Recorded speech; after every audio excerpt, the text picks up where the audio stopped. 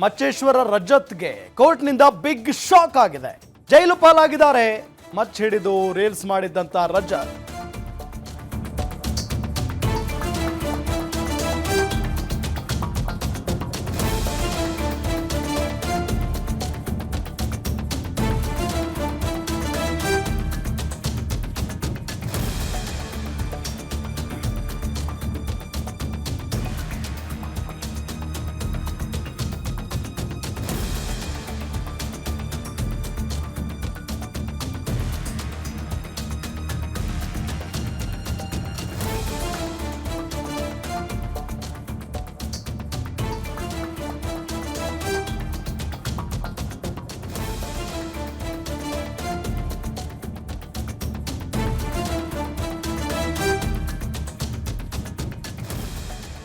ಮಚ್ಚೇಶ್ವರ ರಜತ್ಗೆ court big shock ಕೊಟ್ಟಿದೆ. ಈಗ ಜೈಲು ಪಾಲಾದ ಮಚ್ಚ ಹಿಡಿದು ರೀಲ್ಸ್ ಮಾಡಿದ್ದಂತ ರಜತ್.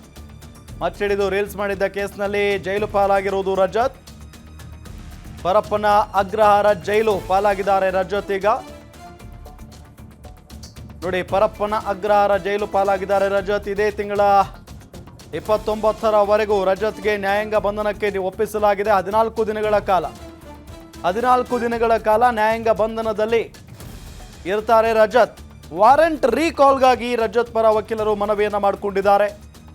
ವಕೀಲರ ಮೂಲಕ ಕೋರ್ಟ್ಗೆ ಬಂದಿರೋದ್ರಿಂದ 500 ರೂಪಾಯಿ ಫೈನ್ ಅನ್ನ ಕೂಡ ಹಾಕಲಾಗಿದೆ. ರಜತ್ ಪರ ವಕೀಲರಿಂದ ಜಾಮೀನು ಅರ್ಜಿ ಸಲ್ಲಿಕೆಯಾಗಿದೆ. ನಾಳೆ ನಡೆಯಲಿರೋ ರಜತ್ ಜಾಮೀನು ಅರ್ಜಿ ವಿಚಾರಣೆ. ನಾಳೆ ಜಾಮೀನು ಅರ್ಜಿ ವಿಚಾರಣೆ ನಡೆಯುತ್ತೆ. ಈ ಸಂದರ್ಭದಲ್ಲಿ ರಜತ್ಗೆ ಜಾಮೀನು ಸಿಗುತ್ತಾ ಇಲ್ವಾ ಅನ್ನೋದೇ ಈಗಿರುವಂತ ಪ್ರಶ್ನೆ. ಯಾಕೆ ಮತ್ತೊಮ್ಮೆ ಅರೆಸ್ಟ್ ಮಾಡಲಾಯಿತು? ಹಾಗಾದ್ರೆ ನ್ಯಾಯಾಂಗ ಬಂಧನಕ್ಕೆ ಒಪ್ಪಿಸಲಾಯಿತು ರಜತ್ ಕಿಶನ್ನ.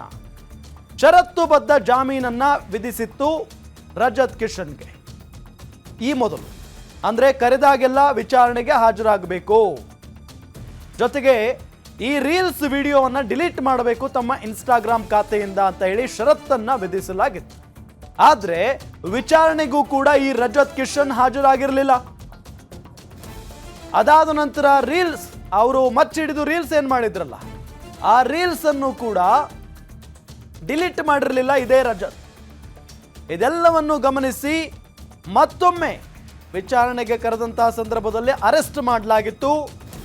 ಈಗ ಮತ್ತೆ ಜೈಲು ಪಾಲಾಗಿರೋದನ್ನ ಗಮನಿಸ್ತಾ ಇದ್ದೀವಿ. ರಜತ್ ಮಚ್ಚ ಹಿಡಿದು ರೀಲ್ಸ್ ಮಾಡಿದ್ದ ಪ್ರಕರಣದಲ್ಲಿ ಜೈಲು ಪಾಲಾಗಿರೋದು. ಪರಪ್ಪನ ಅಗ್ರಹಾರ ಜೈಲು ಪಾಲಾಗಿದ್ದಾರೆ ರಜತ್. ಇದೇ ತಿಂಗಳ 29ರವರೆಗೂ ರಜತ್ಗೆ ನ್ಯಾಯಾಂಗ ಬಂಧನಕ್ಕೆ ಒಪ್ಪಿಸಲಾಗಿದೆ.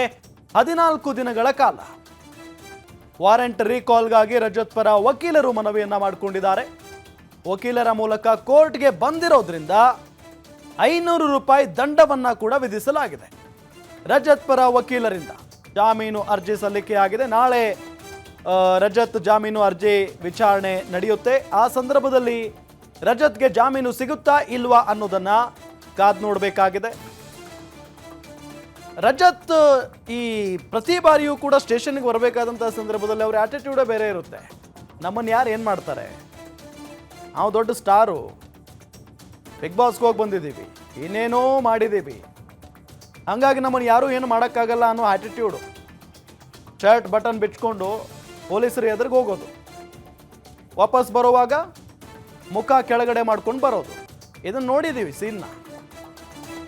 ಅದಾದ ನಂತರ ಒಮ್ಮೆ ಹೋಗಿ ಬಂದಿದ್ದಾರೆ ಜೈಲಿಗೆ, ಆದರೂ ಆ ಆಟಿಟ್ಯೂಡ್ ಕಡಿಮೆ ಆಗೇ ಇರಲಿಲ್ಲ. ವಿಚಾರಣೆ ಕರೆದ್ರೆ ಹಾಜರಾಗಿರಲಿಲ್ಲ, ಆ ರೀಲ್ಸನ್ನು ಡಿಲೀಟ್ ಮಾಡಿರಲಿಲ್ಲ. ಸುಮ್ಮನೆ ಬಿಟ್ಬಿಡ್ತಾರಾ?